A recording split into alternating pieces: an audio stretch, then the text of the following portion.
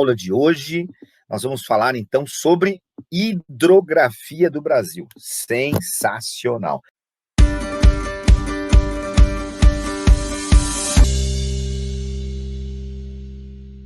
Vamos começar então a hidrografia do Brasil, falar dos aspectos gerais da hidrografia brasileira e as nossas bacias hidrográficas. Vamos começar lá, primeiro, falando da importância da água no Brasil, né, desse recurso tão essencial para a vida humana, a vida animal, a vida vegetal, enfim, a vida no nosso planeta.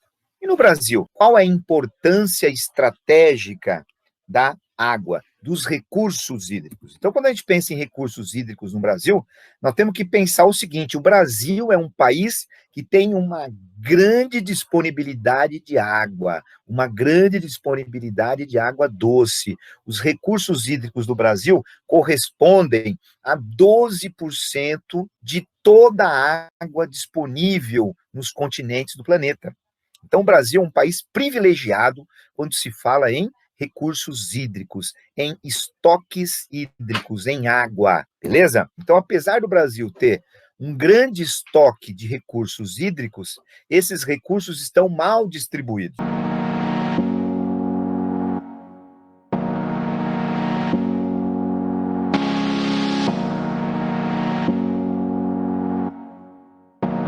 Por exemplo, a maior reserva de água no Brasil, ou onde estão concentrados os maiores estoques de água no nosso território, é a Amazônia, uma região que tem baixa densidade demográfica, né? Enquanto que, por exemplo, no interior do Nordeste, no sertão do Nordeste, nós temos crise hídrica, né? Nós temos áreas sujeitas a períodos extremamente prolongados de seca. Então, nós temos ali um balanço hídrico irregular. O que é um balanço hídrico irregular? A água que entra no sistema é menor do que aquela que sai através da evaporação, né? Essa é a questão mais dramática aí quando a gente fala de água no território brasileiro, que é a do sertão do Nordeste, né? Não do litoral do Nordeste, mas do sertão. No litoral, inclusive, onde está a maior parte da população nordestina, você não tem crises d'água, né? Tá certo? A não ser eventuais por conta do mau uso, por conta dos baixos investimentos. É o que acontece aqui no Sudeste também.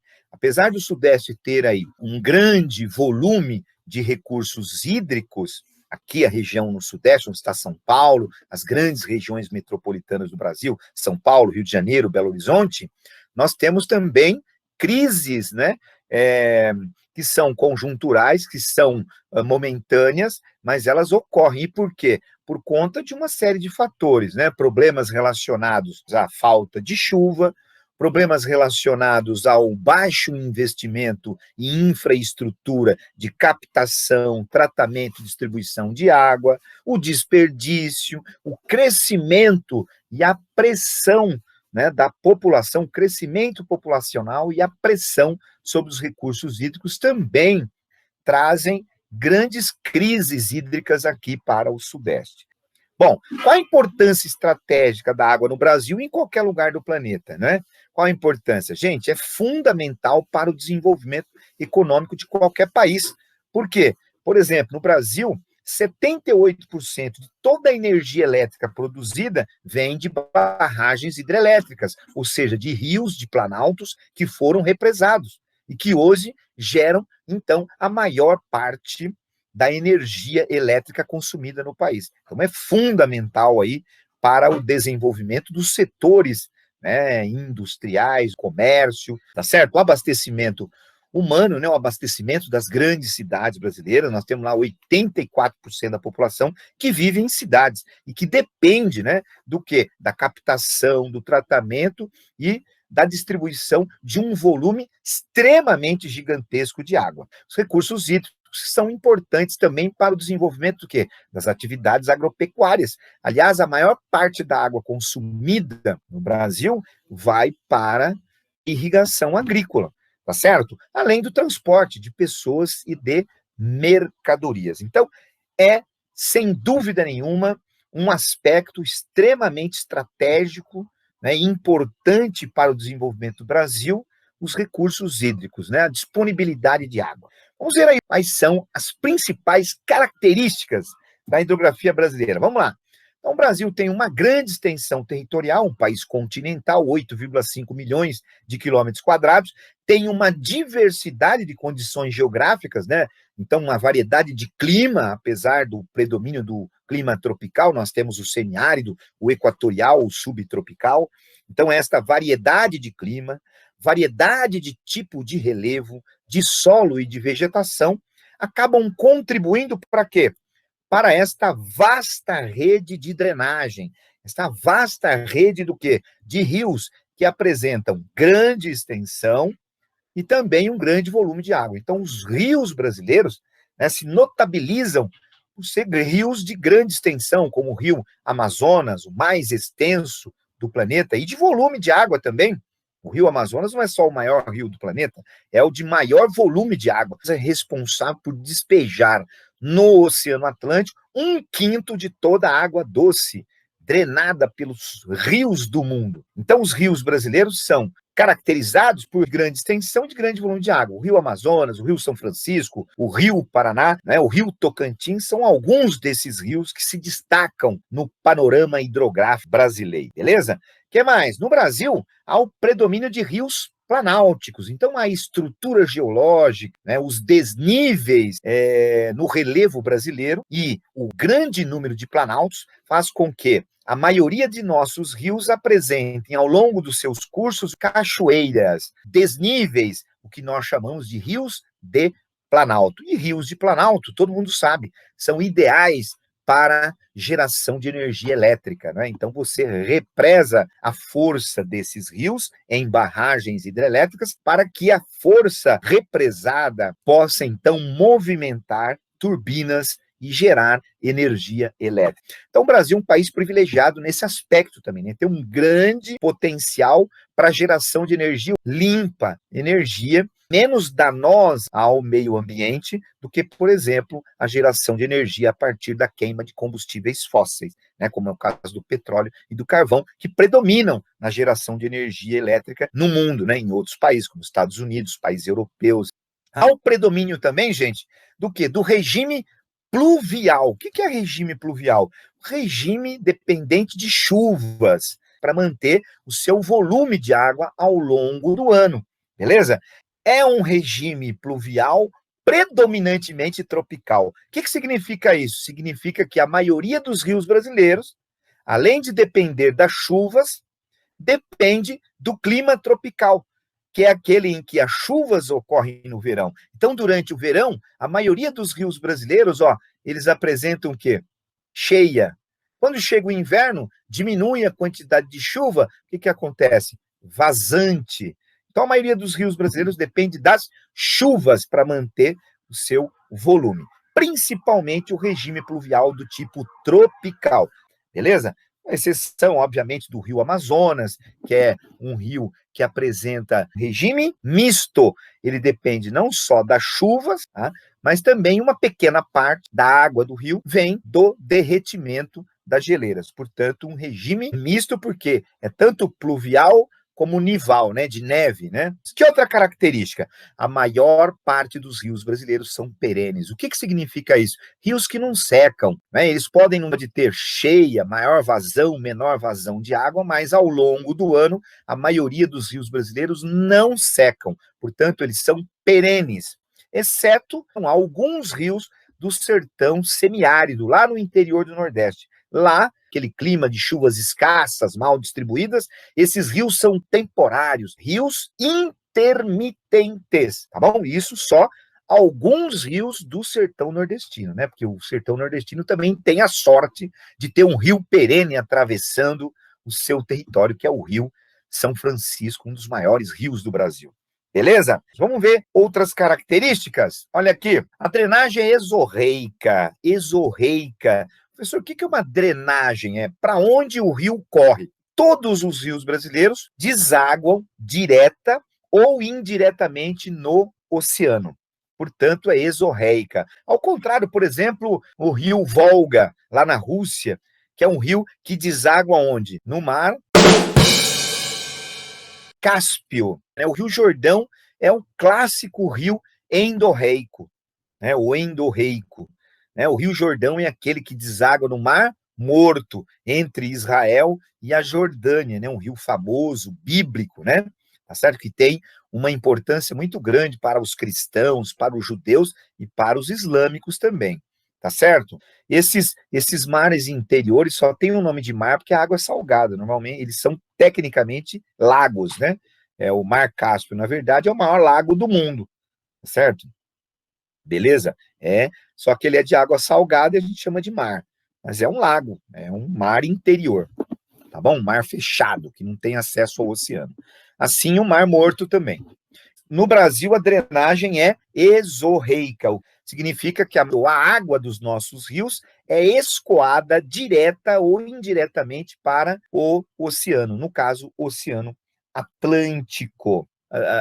Como é que é, né, a maioria da foz dos rios brasileiros? Como é que os rios brasileiros desaguam no mar, né? Ou em outro rio? De que maneira? Qual é o formato desta foz? Nós chamamos de estuário, que deságua formando um único canal, diferente do delta, né?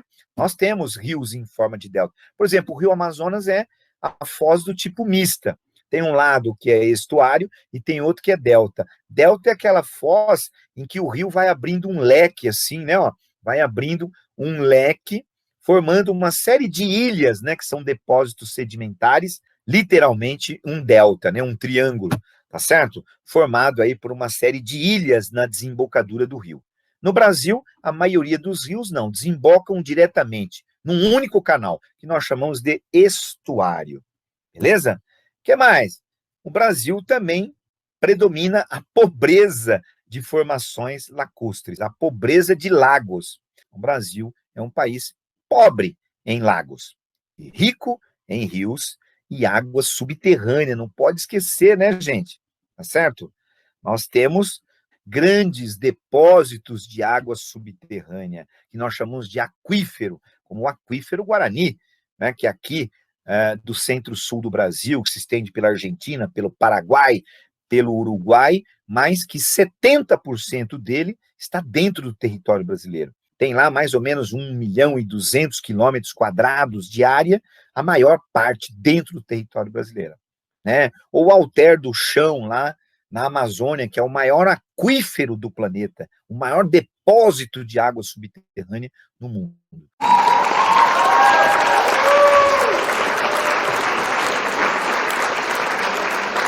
Então, o Brasil não é só privilegiado em água superficial, ele também tem grande riqueza de água subterrânea, ou seja, aquíferos, né? No entanto, nós cuidamos muito mal da nossa água, gente.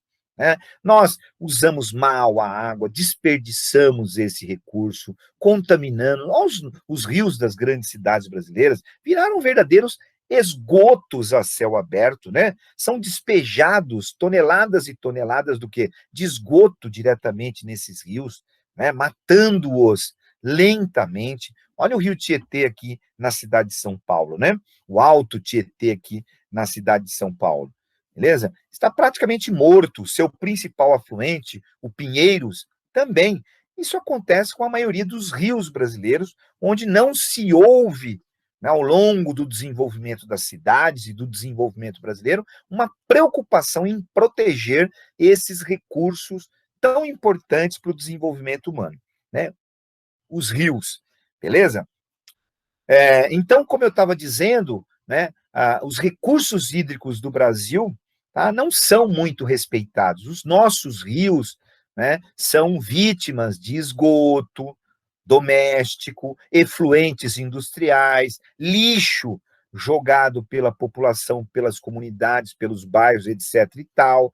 A falta de uma gestão responsável da hidrografia brasileira acaba levando muitos dos nossos rios a quê? A morte, né? Você não tem vida mais, em grande parte, dos rios urbanos, né? Porque eles estão extremamente poluídos. Agora, não dá para reverter isso? Claro que dá. É preciso ter uma política, né, de recuperação desses rios. Isso leva tempo. né? Você tem que garantir 100% do tratamento de esgoto, você tem que impedir despejo de efluentes industriais nos rios, você tem que criar, né, coletas, né, de lixo eficientes que impeçam a população de não ter outra alternativa de jogar o lixo, senão no rio, né, ou na margem dele. Então, tudo isso precisa ser implementado forma responsável para que a gente revitalize a hidrografia, principalmente das grandes cidades, né? Os rios não são só vítimas do mau uso, da contaminação, né, do desperdício, mas também são vítimas de um processo urbano que se consolidou escondendo os rios. Ao longo do desenvolvimento da nossa cidade, nós optamos por contaminar os nossos rios e escondê-los sob os nossos pés, tá certo? Então, praticamente, para onde se anda aqui na cidade de São Paulo, você vai ter rio, córrego, rios de pequena extensão, mas vai ter. Só que você não vai ver, por quê? Eles estão escondidos, beleza? E aí, só para concluir, gente, só para concluir, mostrar um mapinha para vocês aqui das bacias hidrográficas brasileiras, tá? Esse mapa, eles são muito diferentes. Você pode encontrar uma série de classificação de bacia hidrográfica, né? Tá certo? Por exemplo, esse mapa aqui está considerando a bacia amazônica juntamente com a bacia do Tocantins-Araguaia. E elas são diferenciadas. Então, eu posso definir aqui, ó, Tocantins e o rio Araguaia, ó, como uma bacia hidrográfica, e o resto aqui, ó, é toda a bacia amazônica, que é a maior bacia hidrográfica do planeta. Acho que aqui ele deveria usar o nome de bacias amazônicas, né? Porque é a bacia do Rio Amazonas e a bacia do Tocantins. Beleza? Então veja bem, a maior bacia hidrográfica do planeta é essa bacia aqui, a bacia amazônica, o Rio Amazonas, que tem suas nascentes, olha aqui, ó, na Cordilheira dos Andes, tá? Depois que o Rio Negro e o Rio Solimões se encontram, eles vão formar, então, o Rio Amazonas, que é o maior rio do planeta. Então veja bem que essa bacia recebe água tanto do hemisfério norte, de rios como o Negro, por exemplo, que vem do hemisfério norte, como do hemisfério sul, né, como Xingu, Puru, Juruá, Madeira, né, são rios que fazem do Amazonas um rio de captação de grande volume de água o ano todo, além da quantidade de chuva, além da neve que derrete aqui na Cordilheira dos Andes e que também ajuda a alimentar essa grande bacia hidrográfica, esse grande rio chamado Amazonas. Você tem a bacia do rio Tocantins, ó, o rio Tocantins aqui, beleza? A bacia do rio Paraná é a mais importante do Brasil, porque aqui você vai ter o maior número de hidrelétricas do nosso país.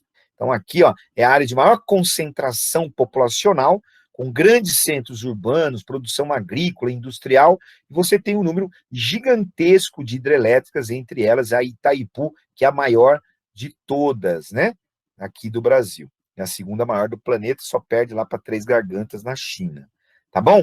O Rio São Francisco, ó, esse rio aí, que nasce em Minas Gerais, atravessa a Bahia, faz a divisa entre Bahia e Pernambuco e deságua entre Sergipe e Alagoas, né? Sergipe e Alagoas, e é o nosso rio da integração nacional, integra o Sudeste ao Nordeste, né? Um rio de grande importância aí para o interior do Nordeste brasileiro, beleza? Aí você tem a bacia do Rio Paraguai, que é a única bacia inteiramente de planície no Brasil, né? Uma bacia formada só por rio de planície, muito importante para a navegação aqui da região do Pantanal. Importante também porque regula o ecossistema pantaneiro, ou os ecossistemas pantaneiros, né? O Pantanal é drenado por essa bacia durante o verão, você tem chuva, grande parte do Pantanal acaba sendo inundado por conta do transbordamento da bacia do Paraguai. No inverno, a vazante diminui, ficam lá apenas as chamadas baías, né? Aquelas lagoas arredondadas, e aí volta aquela exuberante fauna e flora do Pantanal. Esse ciclo de cheias e vazantes, inundações e secas do Pantanal é regido pelo fluxo do rio Paraguai ao longo do ano. Depois, nós temos a bacia do Rio Uruguai, que é essa daqui no sul do Brasil, faz a fronteira do Brasil com a Argentina, faz a fronteira aqui dentro do Brasil do Rio Grande do Sul com Santa Catarina, é importante lá para a região sul do país. E depois nós temos aquelas bacias secundárias, né, que vão aparecer aqui no Nordeste, ó. Essa bacia do Nordeste aqui, ela se destaca porque ela tem um número grande de rios intermitentes por conta do clima semiárido. Pois essa bacia aqui, né, ó, do leste e sudeste, ou a bacia do leste, tá? Essa bacia aqui é importante, porque também apresenta rios que, apesar de pequenos, drenam importantes cidades, né? Como, por exemplo, esse eixo aqui, ó, do Vale do Paraíba, o Paraíba do Sul, esse rio, que praticamente liga as duas maiores metrópoles do nosso território, São Paulo, Rio de Janeiro. Então, essa bacia é muito importante. O Rio Doce, né, que foi extremamente castigado lá por conta daqueles desastres ambientais, daquele crime ambiental da Companhia Vale do Rio Doce, da Vale, né, da Samarco, crime ambiental promovido por uma empresa irresponsável, que colocou, né, o lucro acima de tudo, perda material, né, a maior parte das pessoas perderam, né, os seus bens, perderam a vida e os seus bens. E perdemos também um importante patrimônio ambiental, né? Então, uma parte do Rio Doce morreu com esses acidentes aí em Brumadinho e lá em Mariana. Não é isso? Beleza? Então, você tem aí uma série de bacias hidrográficas que são importantes e que caracterizam aí a hidrografia brasileira muito rica, formada, como eu já disse, por grandes e volumosos rios, com grande importância para o desenvolvimento econômico do nosso país. Então é isso aí, galera. Espero que vocês tenham aproveitado a aula. Um grande abraço, até a próxima e sensacional.